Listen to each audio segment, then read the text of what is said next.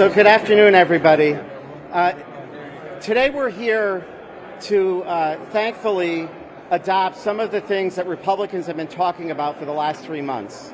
That being addressing the gross shortfall of LIHEAP funding and also extending the gas tax holiday that is set to expire in just 3 days. From the beginning, the Hero Pay program, which is also getting additional funding, was sort of done in the dark of night in a very sloppy way. We are now seeing the Democrats trying to cobble together this proposal and try to maintain at least part of their promise that they gave to the residents of Connecticut prior to last session. But even the fixes to that program still fall very far short of, I think, of what it was intended to do. Our police, our fire, our EMTs, those people that were out on the front lines from day one are ineligible for this program. Additionally, we're seeing a lot of clawbacking. Originally, they were promised $1,000. The Democrats felt that $3,500 was sufficient for state workers, who many of them worked from home, while the hard-working residents of Connecticut, who were out in the field for the entire duration of the pandemic, will only receive a fraction of what was originally promised to them. Thank you, Vin.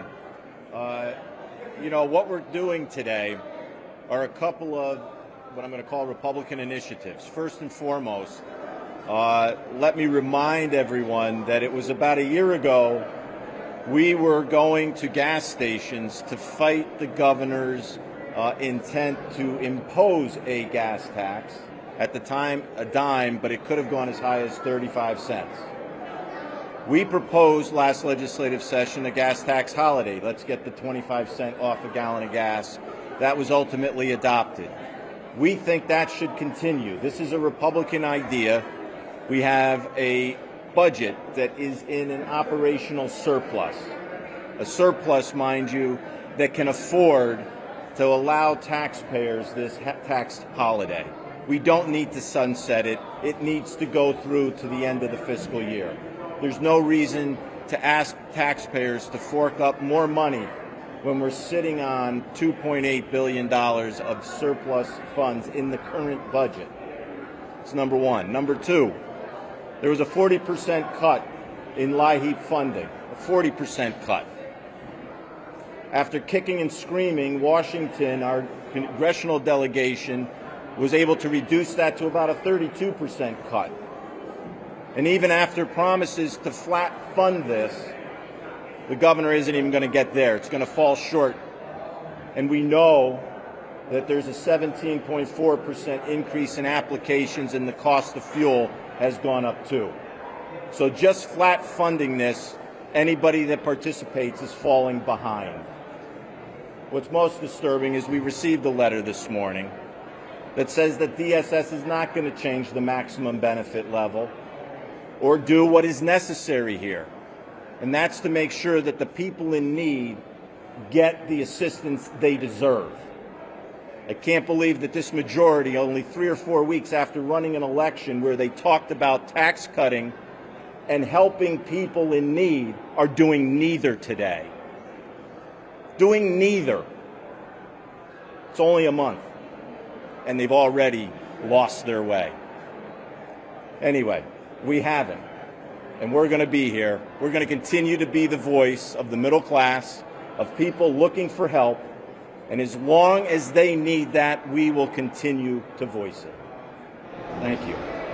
Will you support what's being offered today? Yes. It's not enough, mind you, but something's better than nothing for people in need. So I'll be supporting this, but I'm also going to be asking for more. They should do what's right. Take the tax cut all the way to the end of the fiscal year, and also put more into LIHEAP so that these folks don't have to do without. If you don't increase the maximum benefit, a family that may have gotten $3,000 last year is now only getting $600 or $700 this year. That's not even a full tank of oil. They don't get any more under what the Democrats and the majority are doing today. They're not going to get any more. What's your feeling about UI and Eversource putting in $10 million to help people with energy? Anything we can do to help is better. Yeah, I mean, I think this is a tough bill to vote against. Obviously, giving money out to the residents when they're in need is something that is worthy. But the problem is that all that's come out of this administration and the Democrats is continuing to throw money at problems and not changing policy. This LIHEAP program, it cannot be lost on anyone that we are putting in hundreds or millions of more dollars into the program, but we're not increasing the benefit. That makes no sense at all. Similarly, it's great that the energy companies are stepping up to supplement some energy payments, but it's going to amount to about $5 on someone's energy bill. Let's start having real conversations about piping gas into Connecticut, about building our waste to energy facilities, and not continue down the road of electric vehicles where there is no infrastructure and clearly not enough electric generation to support the model that Democrats continue to focus on. You do, and so that's another issue. Today what we're doing with Operation Fuel is we're putting $4.5 million additional money into it and saying to the middle class, fight over those crumbs. It's going to be like throwing bread into a duck pond, the way they've set this up. We already know, because of the amendment we proposed back in August, that in order to bring real middle class relief, it's going to cost about $60 million.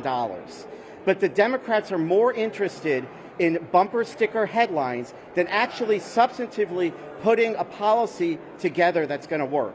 So just like with Hero Pay, where there were broken promises and we're scrambling to try to fix a broken program that they created, they are creating another broken program with LIHEAP that people are going to be very upset when they find out it's fallen short.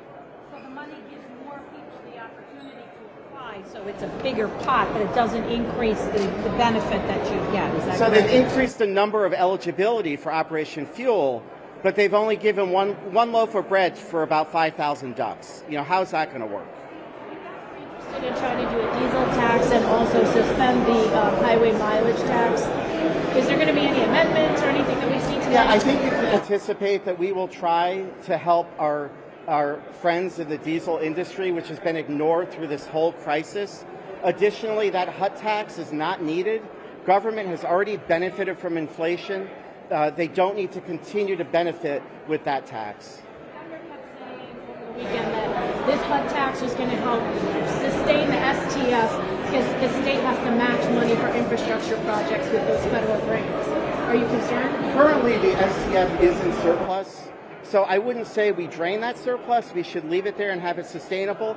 But I'd like to have a conversation about creating an infrastructure plan that is sustainable for the state of Connecticut. The fact of the matter is, I mean, we're already subsidizing busing for years now at 100%.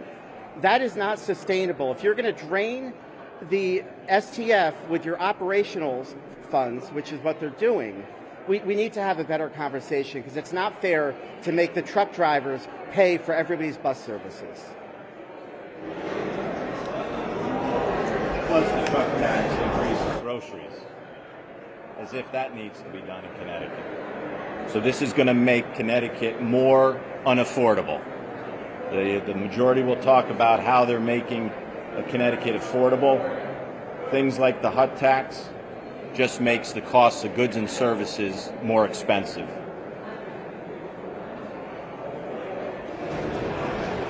Thank you.